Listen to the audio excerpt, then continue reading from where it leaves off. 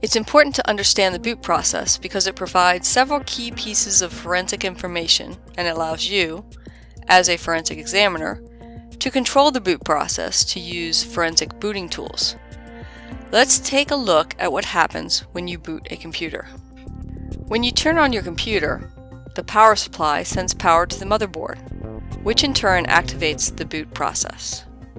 The Power On Self-Test post instructions are stored in a ROM, a read-only memory chip, as part of the BIOS, or the Basic Input-Output System. The post runs through a series of tests to make sure everything is working.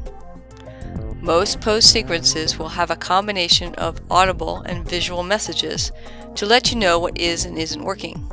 These are the beeps that you generally hear when your computer is booting up. The post checks your video card. At that point, you will see information from the post on the screen. The post then checks to make sure it can find a CPU and that it's communicating. Then it tests your RAM. This is a very basic check of whether it can communicate with your RAM. Now it checks for keyboard and mouse. Depending upon the type of keyboard you have, you might see the keyboard's lights flash. At this point, you would normally see an indication on the screen of how you can enter the BIOS setup program on your computer. Each BIOS software vendor will have a different keystroke, but it is often either F2, F10, or the delete key. This vendor's key is F2, and we will enter BIOS setup. This is where important forensic information is stored, including date and time information and the booting order. Your computer can be set to boot from your hard drive first, or from your CD, or a USB drive, or even from the network.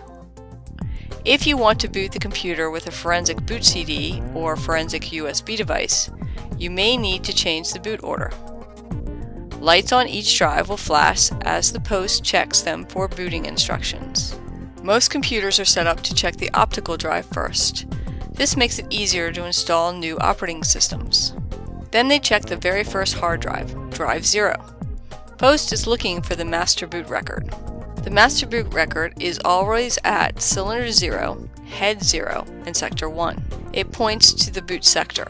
Finally, post is done, and the operating system takes over.